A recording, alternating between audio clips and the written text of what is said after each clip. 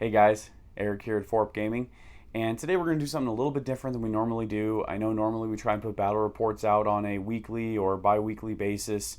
Unfortunately, the other guys are a little busy this weekend, and so we are unable to get a battle report out. But, we ask you guys a lot of the time what armies you'd like us to play, and if you guys would like to see certain matchups and stuff like that. And I feel it's kind of unfair for us to ask you those questions when we don't really show you what we have. And I know you guys have seen a lot of our armies obviously on the battle reports, but for some of our newer subscribers, I want to show you guys a little bit more in detail the specific armies that we do have, so that when we ask for suggestions, you guys know what to suggest. So the first army that I'm going to show you guys is going to be my Orc army. It's about 3,000 points. I know it doesn't sound like a whole lot, but it's one of my smaller armies. I'm still kind of adding to it, and I do that quite regularly with all my other armies. As you guys know, if you guys watch the channel on a consistent basis, you guys know that I like to add new units all the time. I try and have them painted and based and ready to go, so that way it looks good for you guys when you're watching the battle reports. But I want to be able to show you guys more accurately what we have. I'm also going to try and go over why I have those units in a presumptive list, I guess. Obviously, if I was fielding a 3,000 point Orc army, I would have everything in there because that's all that I have. But I'll kind of tell you how I feel that unit is used. And then I'm also going to go over the importance of what models I'm utilizing. And I know that sounds kind of interesting. We'll get into that later in the video.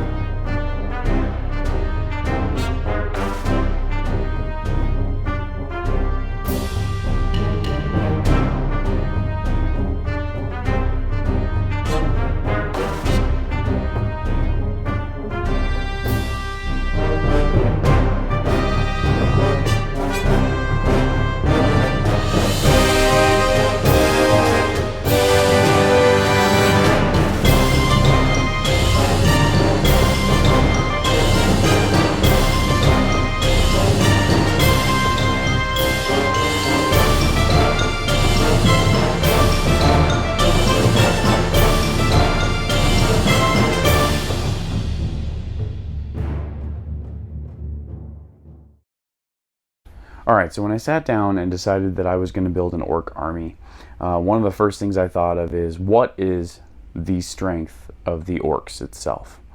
The Orcs is definitely that they all have a crushing 1. That is definitely a strength of the Orcs. They're pretty cheap, I mean, for the most part, and they hit like a freight train, right? So I kind of took that whole idea and ran with it. One of the downsides, one of the weaknesses to the Orcs is actually leadership nerve, whatever you want to call it, and that is just inherent throughout the whole army itself. So that's something that you have to consider, that you have to take into account when you are building an Orc army. You're going to want to make sure that you have a whole bunch of heroes that is able to inspire. You want to make sure that you have a war drum there as well, so that you can give yourself kind of boost that one weakness if possible. Now, the biggest thing with that is obviously synergy. The Orcs, if you're going to try and boost their nerve, they definitely need synergy. And what I mean by that is, as you can see how I've laid out the army on the board, I've actually kind of done it to a certain degree on purpose. I have the war drum in about the center as possible, giving nerve to as many units as possible. The war drum has a 6-inch aura around it that gives everybody within 6 inches that's an Orc, plus 2 to their route and waiver values, which is super helpful, especially with keeping Orcs on the board, especially if your opponent gets a lucky nerve roll. I'm sure we've all been there before. But anyway, let's get into the different units. So first off, I always, well, I used to always have 2 regiments of fight wagons. Now, fight wagons are pretty much Morax with extra speed. I don't utilize them as much. There's one regiment right there, and here is the other regiment right here. I don't utilize them as much anymore because I feel that almost their speed actually gets them kind of out positioned. And so yeah, I really don't use them. Plus, for the point cost of each one of these, I can get a Morax regiment. Now, there's some synergy within the orc list, more so than maybe other lists actually, in regards to the Morax. The Morax have, obviously they hit on 3s, they are crushing 1, they have a boatload of attacks, and they are a very good melee unit. They're only defense 4 though, so they're not very strong. They are a fearless unit though, which is super nice, and so in fact are the fight wagons as well. They are also fearless. But what's nice about the Morax though is that if you put a Morax Mansplitter with them as well, and let's say he charges into the enemy line with them, as long as he's within 6 inches of the Morax, the Morax now get +1 to Thunderous Charge as well. So that now makes them Crushing 1, Thunderous 1, and then if you're lucky enough to Bane Chant them as well, now you're looking at a potential Crush 2, Thunderous 1, which is absolutely nasty when they hit on 3s, and a regiment, I believe, has 25 attacks. So that's a lot of pain from one unit that the base cost is, I want to say, 170, 175 points. They're not very expensive at all. So really good value. That's also why I have them in here.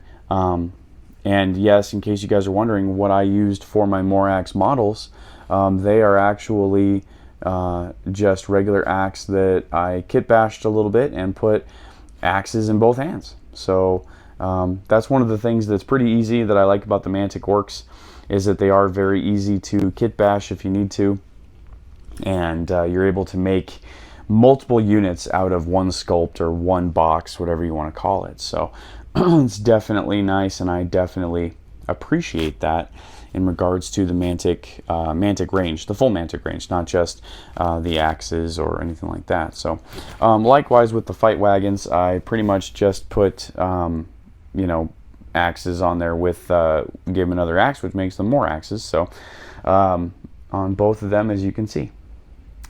Now, another important part to, probably the most important part to the orc list, is going to be the orc axes. I have 2 hordes here, as you guys can see, and you know, when I was building these orc troops, and as you guys can see, I actually, the way that I base my models and the way that I set them up is I do everything to the smallest base that they can be. And what I mean by that is, if a unit is allowed to be taken as a troop, then I will base everything as a troop. So if I decide that I want down the road to use these models in different ways, I can use them as troops, I can use them as regiments, or I can use them, put them together as a horde, and then I just buy movement trays for all of them. So as you guys can see, that's kind of how I base things, because what's nice about it is, let's say I base this up like I have, and let's say that I just do not like an orc axe regiment, or I'm sorry, an orc axe horde, and let's say I want to use 2 orc axe regiments. What's nice about this is, instead of having to literally break this all apart and make 2 regiments out of them, I don't have to do that. All I have to do is just have a regiment movement tray and just take them apart and put them onto the regiment movement tray. And I feel that flexibility helps cost-wise, and it also you know, keeps the unit more viable in an army, because it can be utilized in different ways depending on what you want. Same thing here with the orc axes, I'm sorry, the more axes as well. If I decide later on that I want to use 2 troops of more axes, I already have them based and ready to go. Now, you know, as you guys can see, I did that with both of my axe hordes. I actually do that with all of my armies. The only one that I don't do that with, or did not do that with, are my earlier armies.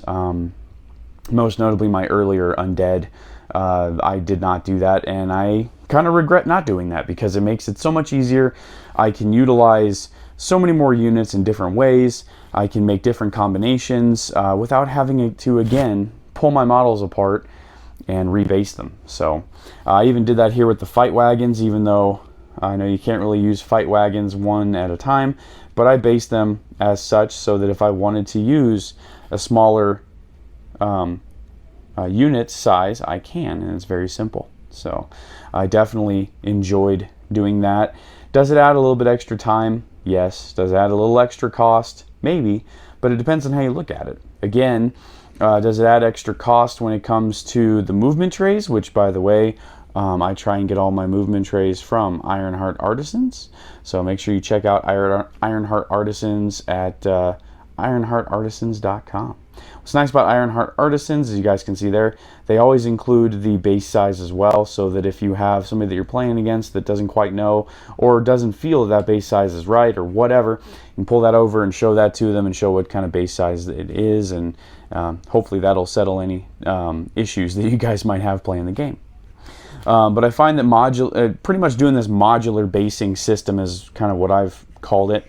It actually does save money because instead of having to buy a horde and then have to go and buy 2 regiments just in case I want to play the 2 regiments or the horde, I don't have to do that. I have these based so that I can make 2 regiments, or I can make the horde, or I can make 4 troops out of the same models. So in one way, I guess it seems like it's extra cost, extra time, but it actually saves both, I believe, in the long run.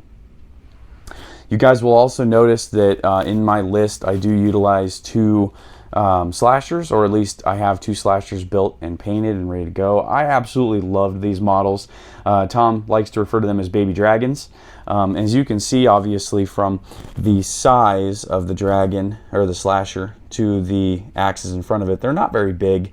Most dragons sit pretty tall. In fact, here is a a piece of terrain right here, and so you can kind of see they're not overly tall at all. I enjoyed these models very much. I enjoyed painting them. I enjoyed putting, making these wings look kind of scaly, kind of fleshy looking. Really enjoyed the models, though. Unfortunately, have not really been able to make them work in a lot of my orc lists, and I do have 2 of them too. Guys, you'll notice that when I paint, if I have multiple units of the same type, I like to differentiate them in some way. And that's why this one is blue and the other one is more of like a reddish brown, and that way if they do have war gear or just for whatever reason if they're on the battlefield, it's so much easier to denote them based off of color, so that way, or some type of differentiation between the units, it makes it easier to play the game, makes it easier for your opponent as well. For whatever reason, let's say you don't bring tokens, let's say you do whatever, you can just say, hey, I'm going to nominate the blue slasher to have whatever. Makes it a little bit easier if you don't have tokens. It also makes it easier for your opponent too to keep track of stuff, especially with flyers, because flyers will reposition and move around the board, and it's just much easier for them to track, and I think it's much more enjoyable too of a game when not everything looks the exact same. With that being said, I know that my 2 axe hordes do look very similar, and that's on purpose. I want to be able to have them interchangeable, but at the same time, I also enjoy that they all look the same. I want to see this big horde of just greenskins coming at me. I don't want to differentiate them too much, unlike some of these bigger monsters and heroes and flyers and stuff. So you'll also notice too that I do preferred model count with some of my units. I always try and go a little bit above. I do feel on some, like for example, my Outriders that I have here, I am using 4 models instead of 5. Does it really matter saving 1 model? I don't know, but I figure if I have 2 sets, which I bought, I have 2 sets of them, that's 2 extra models. If I want to use them for Vanguard, or I want to use them down the road to make a hero with, then I definitely like to save those models if I can. Plus, I think 4 models look pretty good on that base size. I don't want to overcrowd the base too much, because then I think you kind of lose the whole just overall look of the models if they're all just scrunched in there on purpose. Now that changes when I was doing the Axe Horde. I wanted the feeling and the appearance of a really just big, massive horde coming at you. And I know I actually went with exact model count on these. So if you guys look, I actually have 2, 4, 6, 8, 10. I actually have 10 models on every troop tray. It was a little challenging to get them all on there, but I think for the purpose of what it is, I definitely think that that looks more intimidating, and I think that captures more the spirit of an Axe Horde, but just showing 40 models coming right at you like that. Now, do I do that with everything? No, I don't. There are definitely things that I will use preferred model count instead of actual model count on there. But for the purposes of the Axe Horde, I definitely like the way it looks. Same thing with the Moraxes too. I think orcs in general, if you're going to skimp on some of the models, maybe make it the Cav models. For example, my Gore Riders up here, I definitely went with 4 instead of 5, because I think 5, it just makes it too crammed and it doesn't look as thematic, or I guess cinematic would be the better word for it. It doesn't look as cool. And again, these guys have spears and stuff. How are they going to swing spears around and stab each other, or not each other, but stab the opponent and everything like that if they're all jammed in there too tight? So, hey, I did want to stop the video for just a second. I hope you guys are enjoying the content, and if you are enjoying the content, please consider liking and subscribing to our YouTube channel, also hitting the notification bell anytime we upload a new video. But please make sure you guys are liking and subscribing if you are enjoying the content, and don't forget to leave a comment letting us know what you guys like. Alright, back to the video. Now, of course, the fight wagons, I did go with exact model count as well, because I think, in order to keep them modular in the way that I wanted to keep them, it was easier just to have them based separately and then just put them on a movement tray. That's kind of how I like having the tray, or the chariot models, at least. I think it looks better. And then up here in the front, obviously my trolls, as you guys can see, I did the same thing. They are actual model count too. I've got 3 trolls on there. It does look a little bit tight. It was a little bit tight to try and get them on there, but I just felt it looked so much more cinematic that way. Now, as far as the swarms go, oh, there we go. As far as the swarms go, I just threw as many on there as I could to make it look good. I've seen some swarms where it's like 2 or 3 models, and to me, again, I want to try and capture some of the ambiance of the game, some of the feeling that you're fighting an actual battle against another army. And so I think sometimes skimping on the models, while it does save money, I don't think that it is always very good for the game itself. I think that it sometimes doesn't look as good and doesn't feel as fun when you're playing somebody that only has 3 models on a base or whatever. So you guys will also notice here that I do have 2 models on this board that are not Mantic. I have my one God Speaker right here, and then I have another, I can use him as a God Speaker, assassin, whatever you want to call him, as well. These guys are not very well painted because I use them as proxies most of the time, and I try and use actual Mantic models. Now this one, you guys will notice, I use him as an Orc Crudger from the League of Infamy box, which is made by Mantic, so I'm not cheating. He still is a Mantic model. But I definitely enjoy him there. Using him is a different sculpt. You don't see him all the time, so you're not going to see him on every Orc battlefield. For my Morax Man-Splitter, I just took a Morax. That's all I did, and just put him on a base by himself. I do not... I guess in a way, I'm a little bit of a Mantic snob. I try and represent as much of the armies as I can with Mantic models. So, for example, here is Gak, or I guess you could use him as a Crudger on a Gore. But I use him as Gak. Heavy model though. This is all pewter, so I gotta be careful with that one. I'm liable to drop it and take a foot off with it. But so you guys will notice I do use predominantly Mantic models. Most of my armies, I try and use almost predominantly Mantic models, and I do that for a specific reason, guys. I hope that you guys are supporting the company as well. I know that there are other companies out there that make better looking models. Maybe you're finding models for cheaper, or maybe you just like the look and aesthetic of other models as well, and I totally understand that. And and believe that, you know, as a war gamer, you should use what you like, because ultimately rule of cool is definitely the way to go. However, the reason why I do most of my armies all Mantic is because I want to support the company. You know, here's the simple fact about it, right? If you're not making money, you're not making sense. And so if Mantic Games does not make money off of either their model sales or their book sales or whatever it is, then they're going to go out of business. And if they go out of business, who's going to support Kings of War? You know, nobody's going to support the game system except for Mantic, because it's Mantic's game. And so I think we have to remember that, you know, while Mantic does help us out by making, you know, more affordable models. Now, they used to be more affordable, but obviously the price of everything has gone up recently, and that includes the price of models. Models have definitely gone up. And while Mantic tries to make it easier for us to play the game by you know, letting us use preferred model count, it's nice because then we don't have to represent every single model that we, you know, for every single model count on the board, which is super nice. You know, we're able to kind of save some money here and there by only having to buy 3 boxes of you know, whatever you're buying rather than 4. That is definitely nice, but ultimately, if we're not buying their models, if we're not buying their stuff, then they're going to go out of business. So I really hope that you guys start, you know, and some of you guys may do it already, but I really hope that you know, everybody at least buys some Mantic stuff and start integrating more Mantic stuff into the overall game itself. So this is my orc army. You know, the biggest reasoning as to why I have certain units in here, you guys will notice I don't have a whole lot of fast orc units. I don't have any orc chariots. That's because I felt the fight wagons kind of take up for that. But I don't want to overextend too much with speed.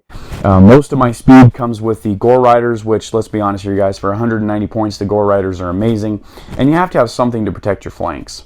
But other than my Flyers and my Outriders and my fight wagons, I don't have a lot of speed, and that's because I believe, at least in my opinion, and guys, again, this is all my opinion, you guys may feel way differently, I believe that the orcs are best when it comes to synergy. And you need to have synergy either around a fight wagon, around your inspiring, whatever it is.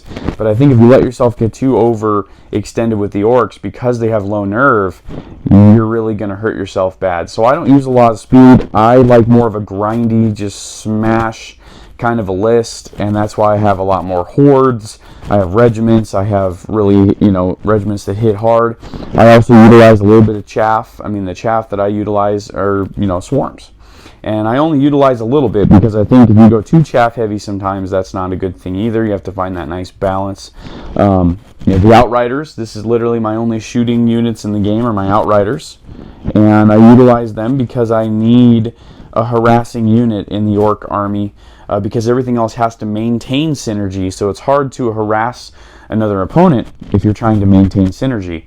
While the Outriders, I'm not worried about losing them. They're a good chaff unit, and they're also a good harasser unit. And what's nice is that they do have crushing runs. So if somebody does let my Outriders go and doesn't really pay attention to them, I can still do really decent in combat, you know, from a troop unit.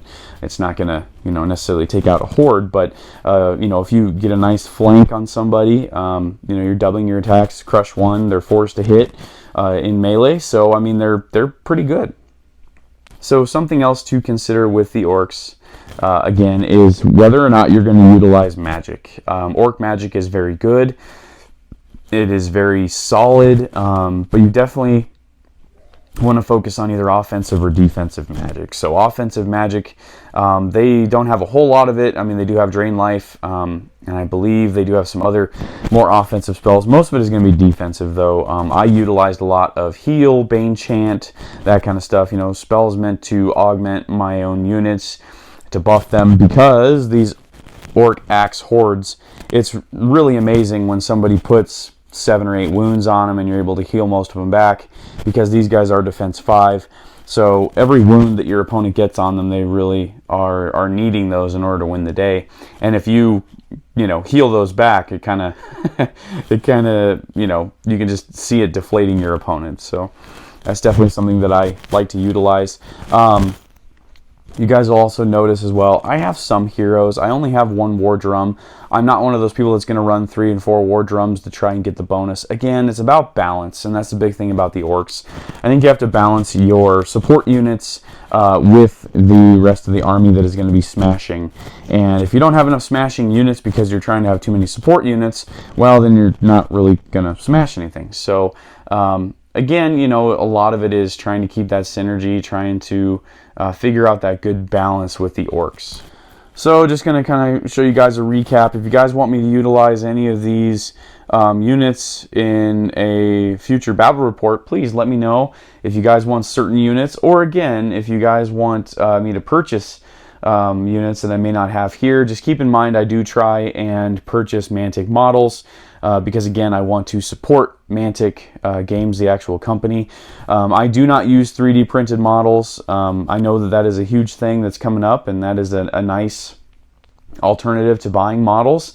And I know that for some people, it is definitely a good alternative, and I'm not going to tell people not to do that. Me personally, I feel that, again, if I'm not supporting Mantic Games by buying their models, you know, I only buy 1 or 2 or 3 books from them within a 3 or 4 year period here. So, you know, how are we supporting the company? How are we supporting Mantic Games? If we're only buying a couple things from them a year, then I don't know if that's really going to be enough. But if we do buy some of their models, as well as some of their books, as well as everything else, I think that'll definitely help them continue to grow and be a good company that's going to have a good game system and a good you know, hobby community and everything else around them as well for a long time.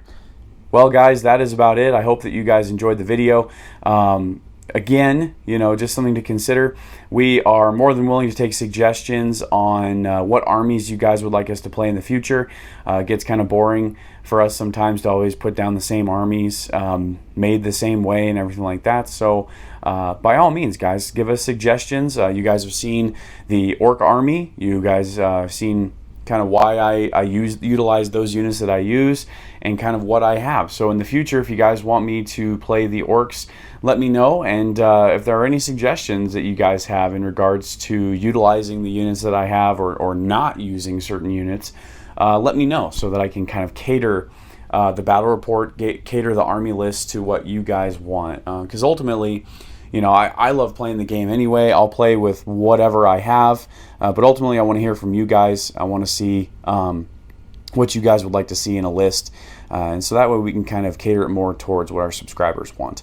Also, if there is a particular unit that you would like for me to buy and paint up and add into the army, please let me know that as well down in the comments. That would be most appreciated so that I know what direction to take this army and grow upon it. So again, I appreciate it, guys. You guys have a good day.